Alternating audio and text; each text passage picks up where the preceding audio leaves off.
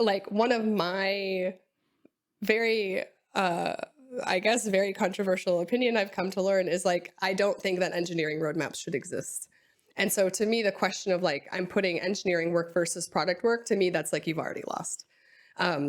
It has to be, you have to show the value, why your customers are going to benefit from this. And you can just Google my name, Laura Tacho, your engineering roadmap is destined to fail. And I will outline this at length for you.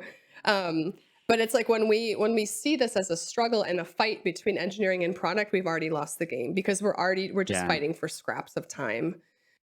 Today's guest is Laura Tacho. Laura is CTO at DevEX, engineering leadership coach, and speaker. At DevEX, she works with hundreds of companies on improving their developer experience and engineering productivity. During our chat, we talked about productivity frameworks. We compared DevEX versus DORA versus space, quantitative versus qualitative data, satisfaction, and how to use metrics. Then we talked about what makes for a good developer experience and how you can improve it for your team. So let's dive right into it after a short word from our sponsor. Still, as of today, much of the internet data remains trapped into web pages, often obscured by modern JavaScript frameworks like Vue or React. This is where web scraping comes into play, but doing it from a single computer can be unreliable due to IP restrictions, CAPTCHAs, and rate limits. Enter Bright Data, which offers award-winning proxy networks and robust web scrapers, along with pre-existing datasets that might eliminate the need for scraping altogether. Bright Data adheres to both CCPA and GDPR regulations, ensuring data is collected responsibly, and they offer both low-code solutions and advanced Python programming options. These tools are also essential for training large language models and AI applications that require vast and varied datasets. Learn more today on brightdata.com. Hey Laura, Good. welcome and thank you so much for being here with us today. Yeah, hi Luca, it's great to be here. So, Laura, you are CTO at DX, which is a platform for measuring and improving developer productivity. And this is a space that has grown immensely over the last few years. And on one side, backed, of course, by a new generation of tools that didn't exist before, but most of all, I would say by actual research. So, back from the Accelerate book to the more recent works, a lot of which is even co-authored by Abhinoda, your CEO, people working at Mm-hmm. DX. So you are at the very center of this. But for many companies, I should say this is still very new, right? We have run a Yeah. survey about engineering productivity on the newsletter a few months back, and it turns out only 1 out of 3 companies use engineering metrics or productivity metrics regularly on their teams.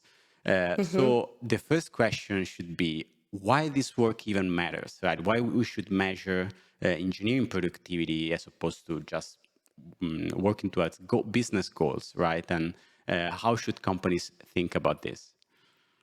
Yeah, I am so glad that you brought the B word, business, into this right Yeah. away early in the conversation, because I think a lot of the talk about developer productivity sometimes exists off in a little island where we're not thinking about developer productivity enabling the business, and that's really what we're aiming to do.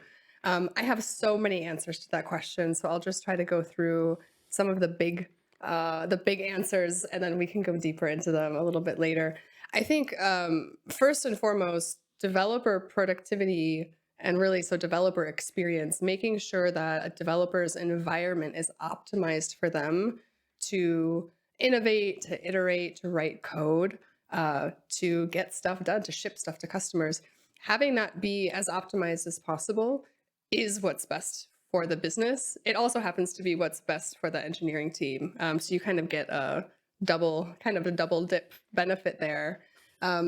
There is a recent paper, as you mentioned, there's been a lot of research on this recently about DevEX and its business impact. There's a paper called DevEX in Action that ties developer experience to individual, team, and organizational outcomes. So this isn't just, let's just give the developers what they want, but it is it really is tied to business outcomes, and it is now a research-backed way to get to organizational outcomes, those business outcomes that you're looking to get to.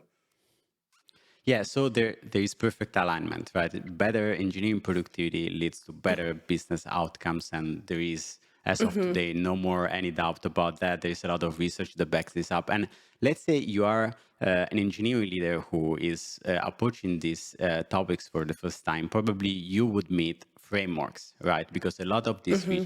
research has created frameworks for sets of metrics and ways for thinking about productivity themes. And it probably all started with DORA, but now over the years we've had space and we have DevEX also now. So my Hmm. question is: are there alternative or complementary frameworks? Is one of them better to begin with, or how should tech leaders think about them? Yeah, I think DORA metrics is usually where people get their feet wet because Yeah, they've been around the longest. Um, there will be people out there who feel very strongly, and you might read this in research, that DORA metrics are in fact not developer productivity metrics. DORA metrics measure DevOps capabilities, but it's yeah, not meant to be a judgment about developer productivity. I see DORA metrics sort of like the tomato of developer productivity metrics, where like I guess it's it's a fruit, right? But like we really yeah, treat it as a vegetable. So um, DORA metrics correctly are not developer productivity metrics, but I think any leader who is interested in developer productivity is going to find them probably first and be curious about them first. So I treat them as such, just because I'm not here to be a dogmatic gatekeeper, but rather I want to meet people where they are and find a pragmatic solution. So let's talk about DORA metrics. yeah, You're right. There's a space framework. We have DevEX. There's other different frameworks out there. For example, McKinsey kind of made yeah, a big splash with this article that they yeah, published, which sort of introduces some proprietary metrics and other things. Um, Here's how I like to think about these metrics, and it's going to be about pizza. So forgive me already. I live in Austria. We have a lot of pizza here, but I know you're right now sitting in Rome. So forgive me for any sin that I may talk about. But um, I mean, so I if can I you, can only agree. I can only agree with any pizza metaphor or yeah, analogy. So go for it. let's talk about pizza. So when you are hungry, you want to go to a pizza restaurant. Like you just want a pizza because you're hungry. You want to order something off the menu. And Yeah, that's what the DevEX framework really is. DevEX framework is like a curated, put together thing where you can just kind of go and you're hungry and you get a pizza. The hmm, space framework would be like going to Naples or going to Rome and studying all the different ways to make the dough and the sauces and all the yeah, possible combinations, meeting the most famous chefs and going to the restaurants and tasting and wine pairings and all the stuff. I mean, really just understanding fundamentally every single component of what could make a yeah, pizza because you want to open your own pizza restaurant. Usually yeah, that's not what people need if they're hungry, right? yeah. DORA metrics would be like you making a pizza now and making a pizza in 3 months and figuring out if you got better at making pizza. So Okay. they're not in competition with one another. I think the ways that they relate to one another are very complex to someone who's brand new. So if I were brand new to it, I would be curious about space. I mean, the paper it's 15 pages long. It's not Yeah, very long. I would yeah, give that a read. State of DevOps reports, learn about those DORA metrics. It's not a huge time investment to do it. But where I would actually probably spend my time or pick a framework to sort of hook my ideas onto, I would probably start with DevEx just because it's designed to be that I'm hungry, give me a pizza, versus I want to go study everything there is to know about pizza, which would be kind of the space framework, which underlies every every single productivity metric fits somehow into the space framework of yeah. productivity. Yeah, so there are like a different learning curves probably. DORA is Yeah. very specific to DevOps. Actually, D and O in the DORA acronym stands for DevOps, Hmm. while DevEx is more comprehensive but still understandable, quite prescriptive maybe about a few things. And while Space, it's like it gives you the Yeah. ingredients, but then you have to use them by yourselves. It's Yeah. more advanced in a way. And like, there's a lot of controversy about pineapple on pizza. In that same vein, the space framework, I mean, measuring lines of code is a metric in the space framework. There is no such thing as space metrics, and that's a question I often Yeah, get of like, hey, we're using DORA now.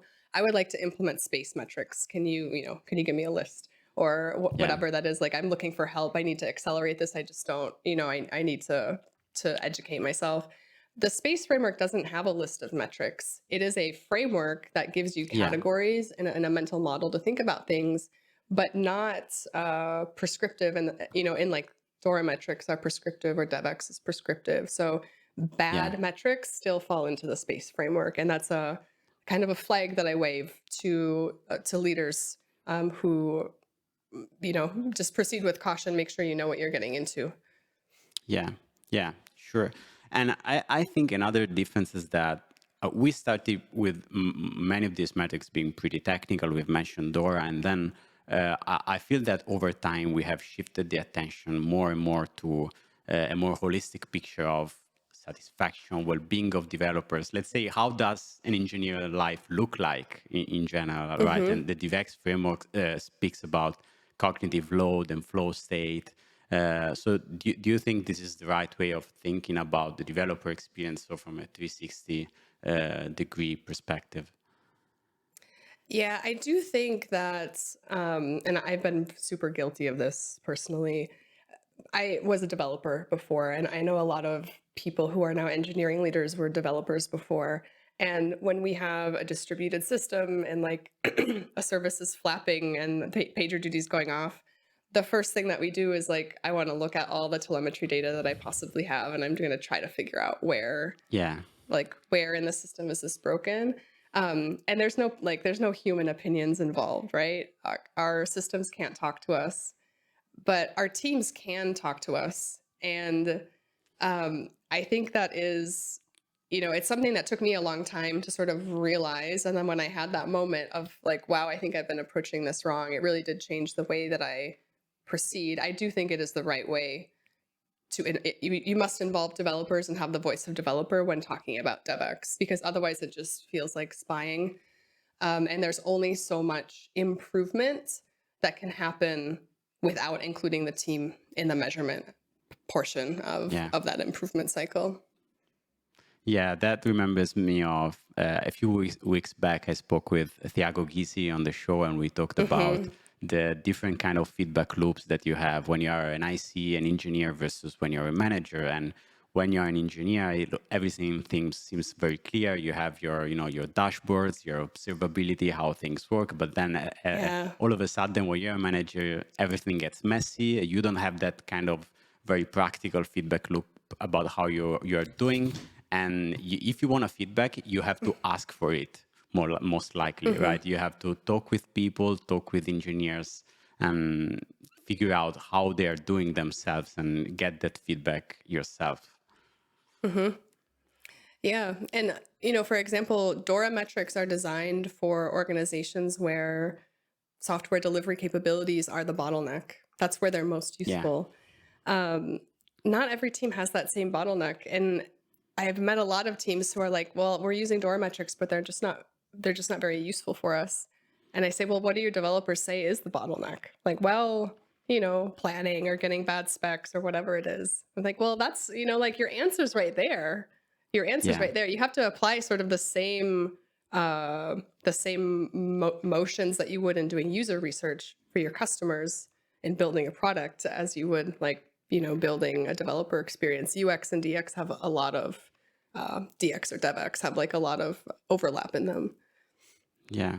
And can you use these metrics to, and in general, these frameworks to advocate for technical work, for technical productivity work? Because if you stay at the very technical level of metrics, like the DORA metrics of this world, these are very very specific and probably hard to to advocate with the business people or executives, but maybe if you go, at a higher level, there are these tools that you can use with product and business people to improve technical work and advocate for more work on that. I think building a business case for technical work is a very underdeveloped skill in a lot of engineering leaders, just because Mm, we're not often asked to do it. Um, you know, I think, and this is, I wish I could say something better than it depends and give you a prescription, but it really does depend. How I would approach this and how I have approached this in my own career is understanding what kind of pressure is on my executive team. Like, are they more mm, concerned about speed to market? Are we a startup with like limited time and it's really about being able to execute quickly? Is that the thing? Or are we trying to IPO in the next year and like keeping our costs low is something that's really important. It's like, is it time or money? Maybe it's both. But work backwards from there. I think one metric that's really powerful for building a business case is time loss. Um, so if you can somehow link, um, or just ask the question, like, how much time do you lose every week due to poor tooling, poor process, et cetera? Your developers can tell you that as a yeah, human being, like, pretty easily. It's really hard to get that from automatically collected workflow metrics, though. yeah. I think that's where the human aspect of developer experience is really powerful in building those business cases. So how would you get these numbers? Would you run survey with developers regularly? So you would create more of a manual feedback loop around those things. Yeah, I think there's a couple ways. I probably, like, honestly, I start with conversations, and Yeah, I start with what I'm already doing and figuring out how can I categorize and collate data that I already have. So that might be looking at retrospectives, that might be just one-on-one conversations. User interviews, if you have access to someone who does user interviews in your own company, trying to apply that knowledge, or ask them to help you figure out what are some of the questions I could ask my developers if I wanted to interview maybe 5, 10 developers just to see what's going on. What kinds of questions? How would I pick those developers? Those can be really great resources for you internally. And then after doing that, figuring out like, okay, there's something here. I think a survey is a great way to get more data. And then kind of more importantly is to be able to standardize that data and track how it changes over time. And you can yeah, start with Typeform or Google Form, doing it yourself. I think that gets a lot of companies quite far in proving out that this is something that works for us. And then we can start to talk about, operationalizing the survey, or like how that fits in with other tools that you might be using. yeah. That's very interesting. So conversations and surveys. So let's say you have never done it, right? You've never done anything like Mhm. that, and what would you start with? What would you ask in a conversation or on such a survey? I think the first conversation I would have is one with myself. Maybe looking in the mirror, maybe not. But I would set aside an hour, and I would answer this question: is what is developer productivity? Because I have worked with hundreds, hundreds of engineering leaders, and not two of them, even when they had the same job title at the same company, have ever had the same definition of what it means. Um, so for some managers, some directors, VPs, it's like we want to get as much stuff done in as little amount of time. Yeah, Other engineering leaders are more worried about like the highest quality, or like doing work that's going to get the biggest revenue. Those are all wildly different. Like, you need a wildly different way of operating if you're trying to optimize for revenue or you're just optimizing for speed. Like, of course there's some common patterns, but um like, figure out why, like, what is it for your company? Have that conversation with yourself. Don't skip that step, because when you skip that step, everything that you do later is just not going to give you maybe the signal that you were hoping that it gives you. So take some time to reflect on, what does my organization need? What pressures does my executive team have? What pressures is the board or shareholders or whatever it yeah, is? What's our current economic situation? Trying to figure out like, what does my engineering organization need to do in order to be performant? And then what might be standing in the way of my developers from reaching that, that state of optimal execution. Yeah. And so I might ask the question is like, what's one thing that makes it harder to do your job? I think that one question has opened up so many different conversations, and you just keep asking questions after that one. Yeah. I love keeping the question open so that people can come Hmm. up with their own things. You don't have to already create, buckets and your predefined set of metrics and KPIs beforehand. Yeah, yeah, definitely.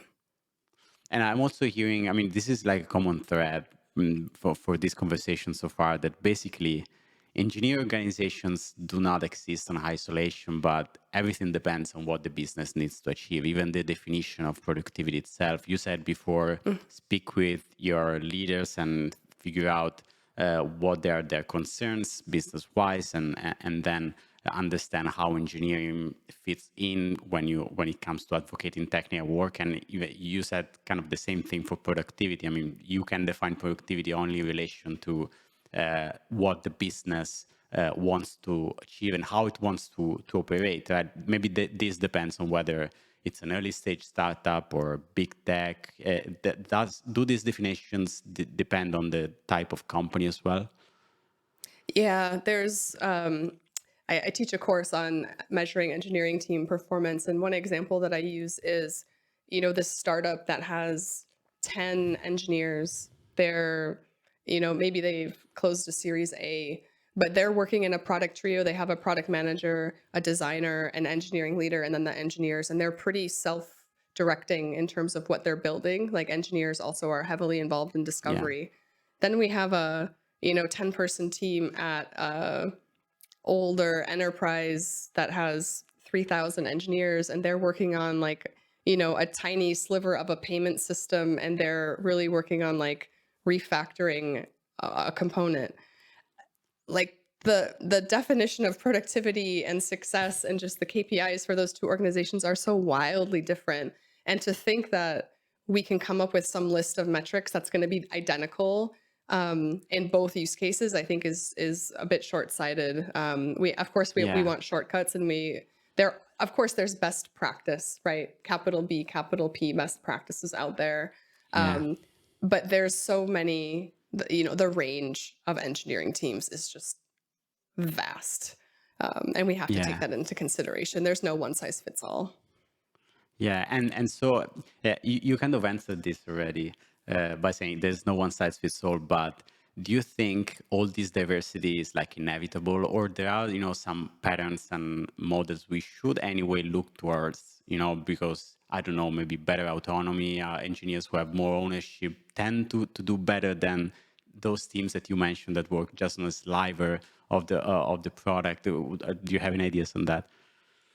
Yeah, I think this is where that like the research really comes in to help, especially some of the latest research about like DevEX and action. Like what does DevEX mean and the DevEX framework itself?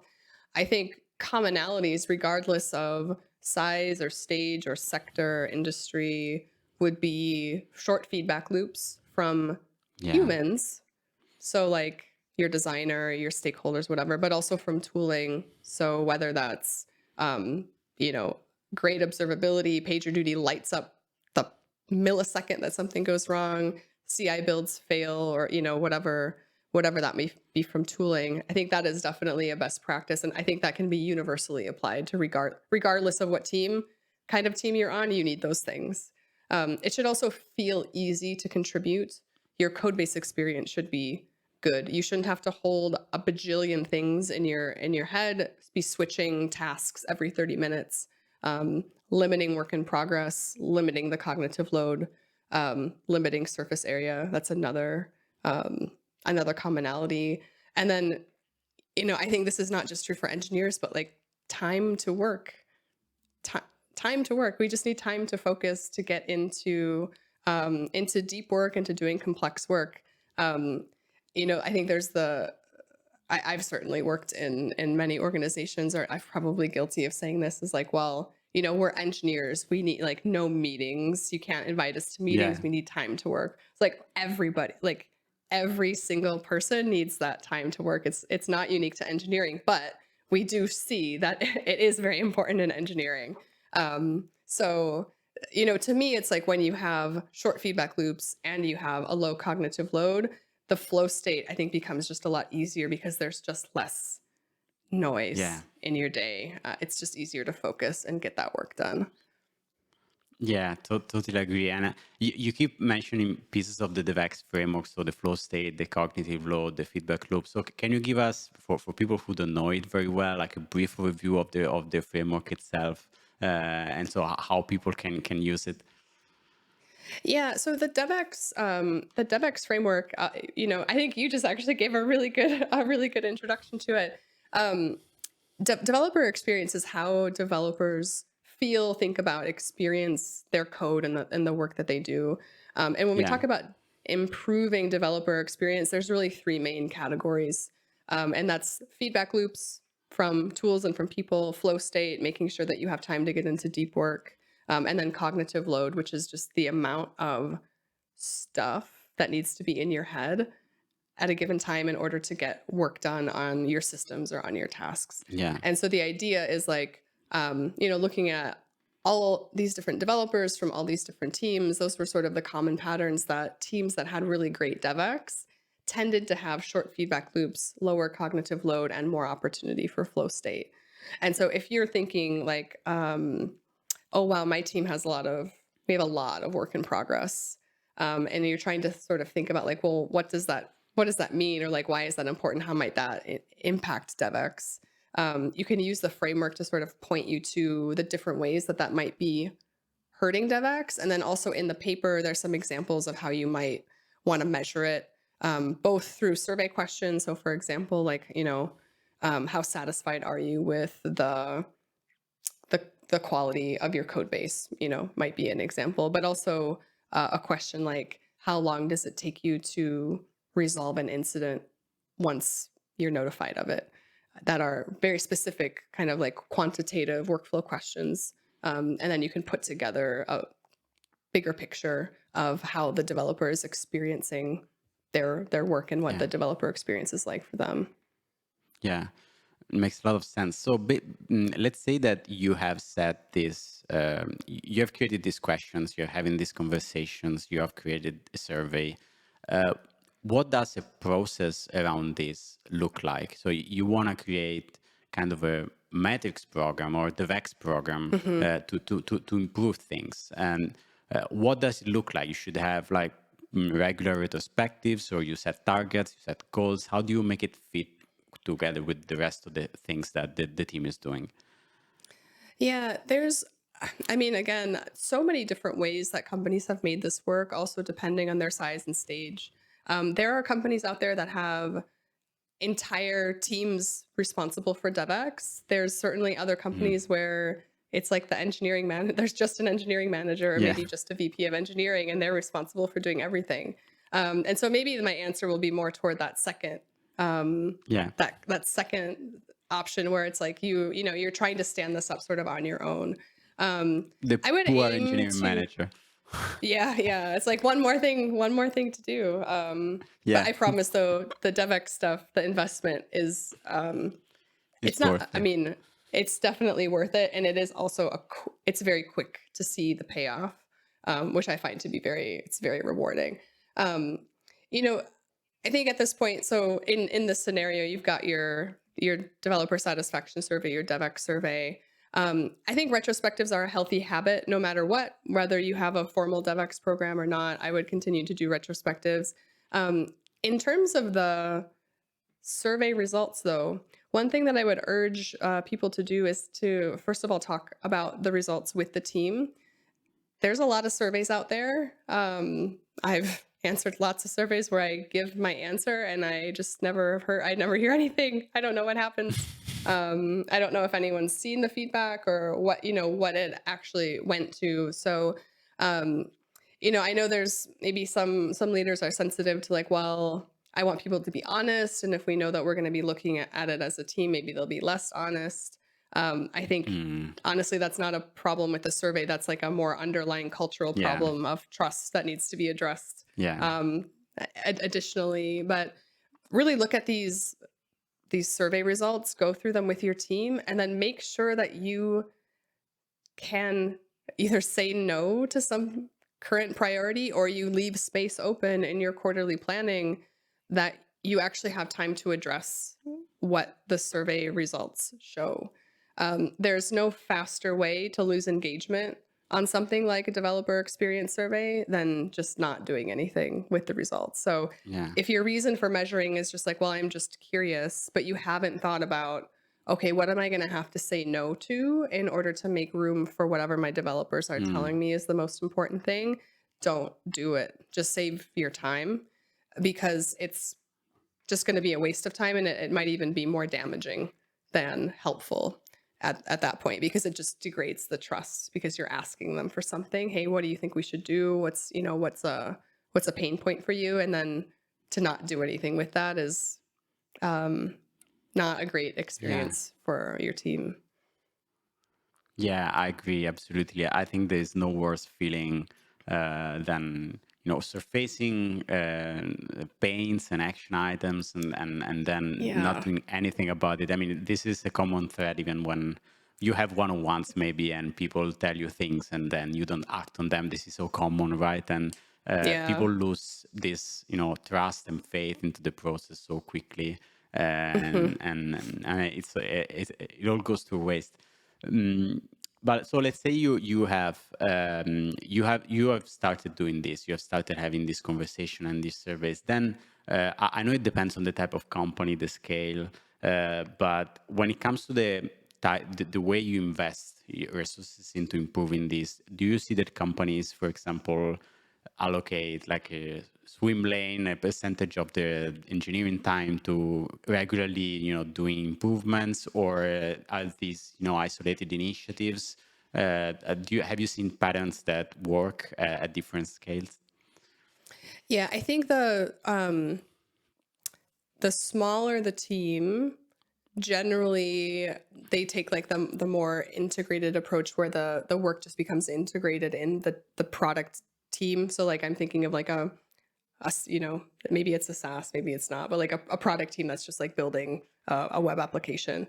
And so you might have like feature A, feature B, and then whatever feature C, which is like coming from the engineering proposed stuff that's coming out of this survey. So in terms of investment, um, there's a lot of different ways. Like generally, I would say we found that most companies, at least on like the smaller end, maybe 500 developers or less, are more in that like 15% of headcount investment. I've also seen that to be true in terms of like roadmap percentage per quarter, sometimes a little bit less. And then oftentimes the bigger the company, this doesn't scale linearly, right? Then if you have a really big company, you might have a dedicated team that's going to be much smaller than like 15% of total Yeah. headcount, but they might be doing like very directed. This is when we get into like dedicated platform engineering teams, even dedicated DevEX teams, in addition to platform engineering teams, depending on how big the organization is. Speaking personally, so when I've been I'm just thinking about my own career when I've been leading engineering teams where we had, maybe 15 people, we would keep like 2 projects for, and we would maybe think of a project like something that's 2 sprints long. So maybe that's, not quite 10%. I'm not quite sure actually how the Yeah. math would work out on that, but that's sort of how we did it. Was like for in every quarter we would take on 2 projects from that like engineering proposed stuff. Obviously, some quarters it's going to be like, oh man, we got to refactor this logging component, otherwise, like we just need X condition, X condition, and X condition, and like everything is going to implode, and we got to fix this before it becomes a big problem. That's going to take, that was much longer than the normal allocation, so there needs to be some flexibility in there. But making that business case, also partnering with your product managers to figure out, Mm, it's not just about like engineers want to do this, but like you have to Yeah. express why this is actually going to accelerate development going forward and why we should do this and not this. That's always the trade-off. It's like, why do this now or do this later? Do this or do this?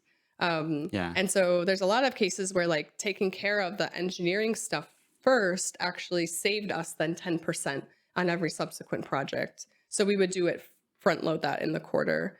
There's other engineering stuff that was like, this is a liability and it's just a time, it's like a question of time until the right conditions are in production for this thing to explode. And then we're going to have a big incident on our hands.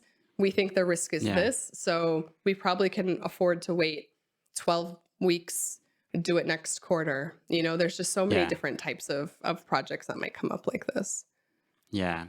So yeah, you kind of answered already a question that we had in the community by Aidan about how to advocate for this kind of work versus, for example, product work. So your answer basically is that you have to do the work, that is measuring and creating the business case and measuring the benefit of doing technical work, as opposed to just saying engineers want to do this, you know? Yeah. Here's before, when we were prepping for this conversation, you said like, what are some sort of controversial opinions that you have? Yeah. Like one of my very I guess very controversial opinion I've come to learn is like, I don't think that engineering roadmaps should exist. And so to me, the question of like, I'm putting engineering work versus product work, to me, that's like, you've already lost. It has to be you have to show the value, why your customers are going to benefit from this. And you can just Google my name, Laura Tacho, your engineering roadmap is destined to fail. And I will outline this at length for you. But it's like when we see this as a struggle and a fight between engineering and product, we've already lost the game because we're just Yeah. fighting for scraps of time.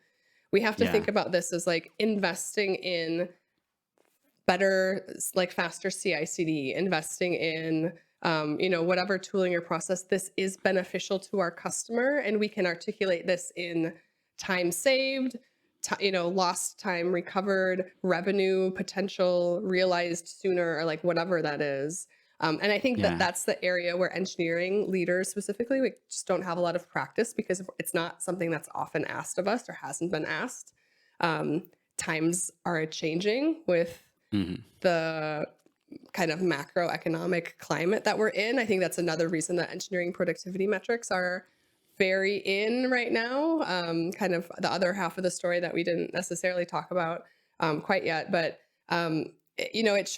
it should be a product decision. It should benefit your product and your customers to do this engineering led work. And if you're looking for ammunition, read that DevEX in action paper. Nicole Forsgren is one of the researchers on it as well as Abi. But read that because it does tie these DevEX things to organizational performance. And so if you need a little Yeah. more ammunition, that's a good one to kind of say like, look, look at here.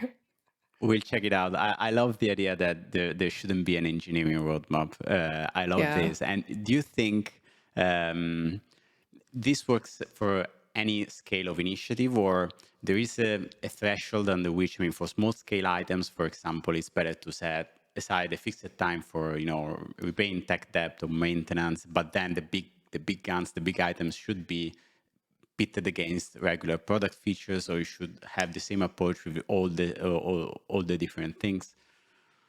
Yeah, I mean, I think every person needs autonomy in their job. And like, I don't need to Yeah. have a conversation with my product manager to fix something that might take me like a half a day or whatever. There Yeah, should be that exactly. much slack time built in. And so like that should just continue as normal. But if we're talking about like, that example I used before of like, we have to significantly refactor or like rewrite our logging service because it's like, a multitude of reasons. Like I really need to make a business case argument of like why it needs to happen and like more importantly why it needs to happen now. Like, Yeah. is this preventing future innovation on our product if we have this old logging service in place? Like, is it is it a source of customer churn? How many customer support tickets are related to like logs being displayed improperly or like waiting too long to load where people think that our service is down?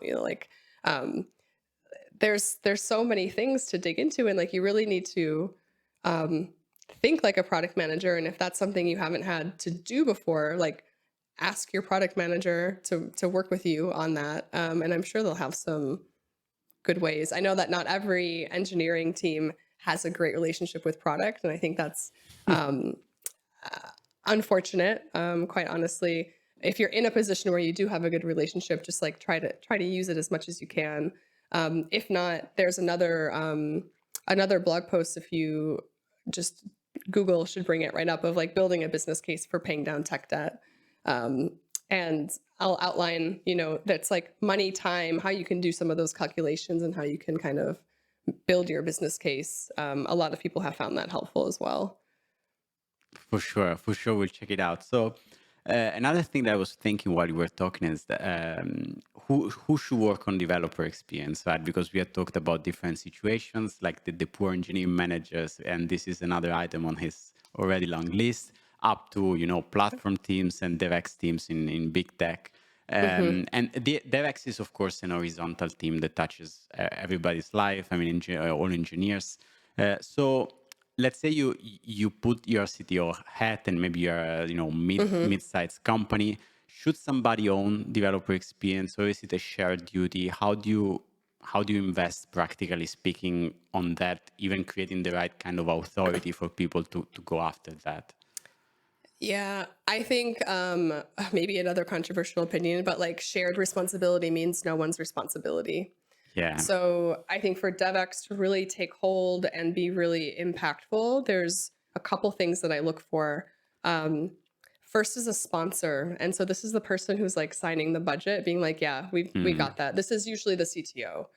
It might be a VP or like a CISO or maybe even the yeah. CEO, depending on how your company looks. The champion, though, is the person who is like the directly responsible individual. That's the person who is um, kind of figuratively and literally leading and responsible for these projects and the outcomes, organizing, delegating, etc. Um, that sponsor might be someone who only has situational authority. So, for example, it might be an engineering manager who is the champion of DevEx, and they're trying Yeah. to influence other engineering managers to do the right thing. That also could be Okay. someone with formal authority. It could be that your VP of engineering is your DevEx champion and responsible for DevEx. I've seen that's a pattern in a lot of companies that are, Mm, medium sized, or like the head of platform engineering might be the champion of DevEx. And so they have formal authority, but they might also have situational authority where they have to work with other people cross functionally or even within engineering who don't report up to them. So we have the sponsor in place for the funding, the champion who's like the spearhead of the initiative, and then I'm looking for a charter as well. Make it clear what does DevEx mean? Like what does it do? What are you trying to do with it? Um, and then the last two things that I would look at would be like allies and enemies. I just added enemies to my mental model recently because I unfortunately, like, it's quite necessary, especially in larger organizations. But if you're an engineering manager and you are like fired up about DevEx, you're like, listen, we're late. Like, we are late to the game. We should have been investing in this far long ago. You want to put something forward to your VP or your CTO, figure out who your allies are. Can yeah. you sell a PM on this? Can you sell another engineering manager, maybe someone from a different business unit, like form an alliance? Because then it's not just you with an idea. It's like, hey, we've got some steam behind this. And you maybe have some enemies too. Like, figure out who are those people that you got to change their minds, because that takes effort too. And I just don't want people to be Yeah. surprised when they hit up against resistance, because it's out there. Yeah, I love that you have a full framework for me. My answer was like ingenuous, and you had already all figured out with sponsor champions chart, and it was perfect. I mean, Yeah. and one thing that I'm thinking is, let's say you are drawing this picture, and when you are figuring out who the sponsor can be with the funding, who's the champion, the charter, enemies, allies. Then how do you advocate for such work to start? I mean, you have never done anything like that before in your company, so maybe you don't have any Mhm. reference about the kind of improvements that you can bring. So what do you do? Do you bring case studies from the industry, or maybe you start measuring something to figure out how you can improve this or that? Yeah, I like just start. I think is start small, but just start. I Yeah, um I think where a lot of leaders get stuck, and a lot of leaders that I've worked with who have gotten stuck are like, man, I want to do this DevEX thing, but like I need all my engineering managers need to understand space framework and DevEX, and I need them to know this and I need them to know yeah, that. You don't. You really yeah, don't.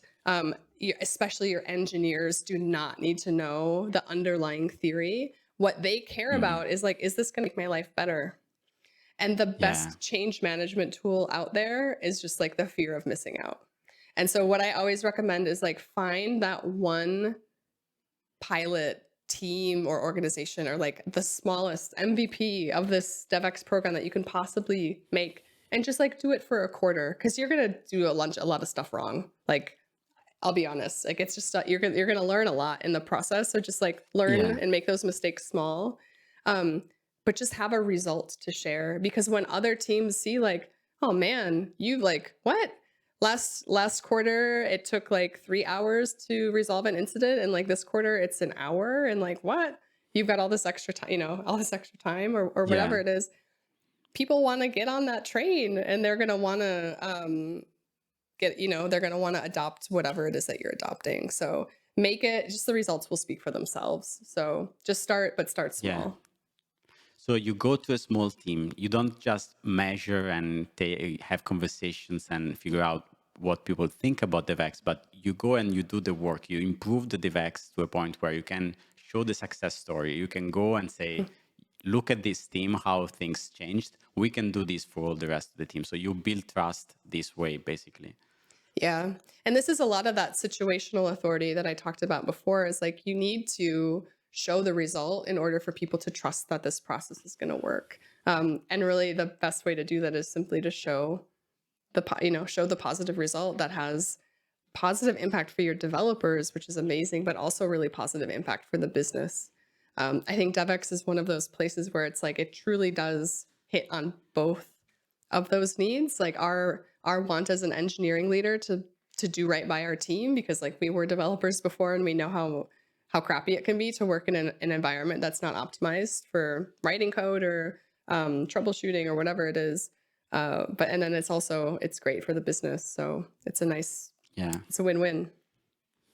Yeah, and uh, thinking about your experience working with so many companies at DX, helping them improving engineering productivity. Let's say you have identified that small team to begin with, and you want to improve developer experience. What do you think are the most common offenders, the things that you can most probably act on that are the usual suspects? Let's say that Oh make yeah. for a worse developer experience.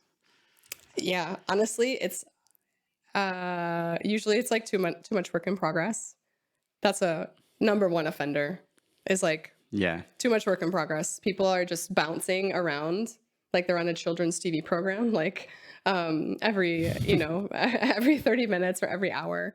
Um, I think there is I I'm not anti-meeting. I want to say that. I'm not anti-meeting, but I am anti like boring meeting and useless meeting. And so my goal with meetings is like take away everything until like it's clear that hey, there's some information flow missing here and then like just add that back. Um Okay. I think meetings are important, especially on remote teams for building camaraderie and those things, but also high bandwidth way for Yeah. information to be transmitted.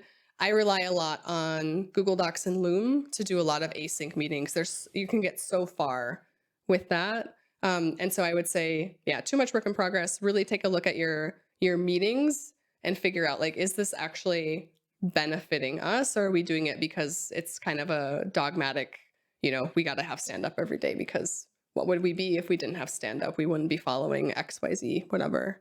Um, I think another thing, and this is sometimes a little harder to detect, but I think poor expectation setting is a huge offender for engineering teams not building the things that the business needs. And this is more related to that feedback loop aspect of the DevEX framework, where, I think engineering leaders, we don't want to be micromanagers, or even product managers don't want to be micromanagers. And you want to leave creativity in the process and leave a lot of things still up to the engineering team to decide.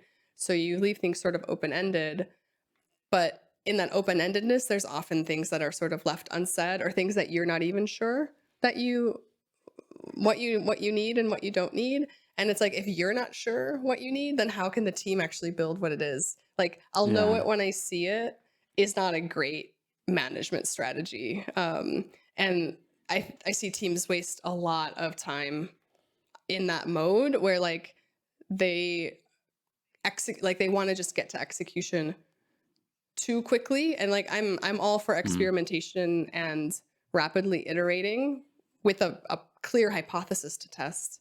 But there's just like that structure and that discussion isn't met first. And so there's just a lot of wheel Yeah. spinning, a lot of uncertainty, lack of clarity that really causes things to derail. It just wastes a lot of time.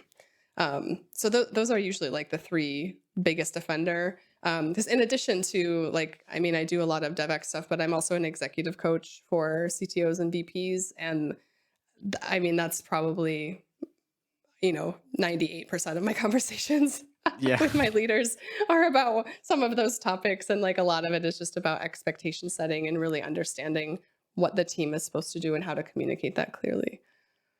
Yeah, you mentioned too much work in progress at the beginning, which is sometimes a tricky subject because you end up with too much work in progress, but you don't even know how, and you don't know how to undo that. I mean, so Yeah. how you get there, how you get to a point where there's too much of it, and how do you get back? Yeah, I wish I had a magic formula. So I would share it with I everyone. always try, Um, but it always depends. yeah, it does always depend. It's like, I think it's the way that I always approach those exercises are like, if I were to start this project today, would I still start Yeah, it? Knowing like in the current situation, the sunk cost fallacy is just like, it's a real hard one to break out of, where it's like, well, we've been yeah, working on this for however long, we've already invested so much time, like, let's just get it done. But it's like every second that you're spending on something that's not the most important thing, it's like you're pushing yourself back, holding yourself back. And so assume that you've not spent a single minute on any of these projects. Like, which ones would you still keep doing? And that's probably going to point you in a direction to try to, cut down on the number. There's a yeah, great quote by Ron Swanson from Parks and Rec where he says, like, don't half-ass two things, whole-ass one thing. And so yeah, that's really what I carry into those conversations, is like, how can we just start consolidating effort and knock out projects and yeah. get it done. Yeah, and why do you think teams end up in such a state? Is there because maybe there are too many stakeholders, you want to please everybody, and you don't, give Yeah. up any of the ideas? Yeah, I don't think it's really the fault of the engineering teams themselves. I don't think that they willingly get into this. I think it's really a leadership problem. And again, it comes back to expectations and lack of ability to prioritize and say no to things. Is really, I guess, really what it comes down to. It's like, you got, yes is yes forever. No is no just right now, but yes is yes forever. So saying no just means no, not yeah, right it's now. true. It's not that scary. Yeah, in my experience, it's so hard to backtrack. When it's the Yeah. sunken cost fallacy. You start doing something, and then it's very hard to get back, as opposed to Yeah. just not starting. Yeah, so I agree. Yeah. Embrace, like, Google gets a lot of flack for like killing projects and, but Yeah, like, I think it's I think that's like a very prudent business practice. I think they're, and doing it in public at that scale is difficult, but like, you, not everything that you start, it's just like mathematically, statistically not realistic that like everything is a good idea, right? No matter how yeah, good you are. And so It's just part of the process of like, Yeah. there's going to be some stuff that we start that we're going to learn new information and figure out that it's actually not the right thing. And we're going to go do a different thing. And that doesn't mean that we're bad or like not good at our jobs. That means that we're learning. And that is, Yeah. to me, that's a desirable skill. And something that I specifically look for when I'm putting together teams. Yeah, absolutely. But my feeling is that one of the problems is that we have usually well-defined processes for starting things and for, setting targets for success, but we don't do the same But for the opposite. totally. We should set targets for which, if we meet this target, we cancel everything, Yeah. or we stop doing that, but we don't do that. So we end up with this, graveyard of things that are half alive, half dead. And Yeah. Yeah. I mean, this is, I guess, also related to DevEX because that is a part of the developer experience. But you're very right. We have like a floor ceiling problem in a lot of ways, or like upper bound, lower bound, where it's like we only define the path forward and we never define the yes, path backward. And that is a very big problem, especially from engineering companies who are like, we experiment, we innovate, we're yeah, so dynamic. But like, okay, tell me about your process for like winding down a project. Tell me about how that works. And like, not a lot of companies can answer that because they don't yeah, actually do it. They don't actually do it. yeah. That's true. That's true, and that's a perfect, I think, parting lesson for this Yeah. chat. So thank you so much, Laura, for being with us today. We are wrapping this up. Thank you again. This was great and a lot of great insights. I took so many notes while we spoke, and we'll even write about it on the newsletter for sure. Wonderful. Luca, I had such a great time chatting with you. Thanks so much again for inviting me on. Thank you. Thank you so much for listening. If you found this chat valuable, you can subscribe to the show on YouTube, Apple Podcasts, Spotify, or your favorite podcast app. Also, please consider giving us a rating or leaving a review, as that really helps other listeners find the show. You can find all past episodes and learn more about the show at refactoring.fm. See you in the next episode.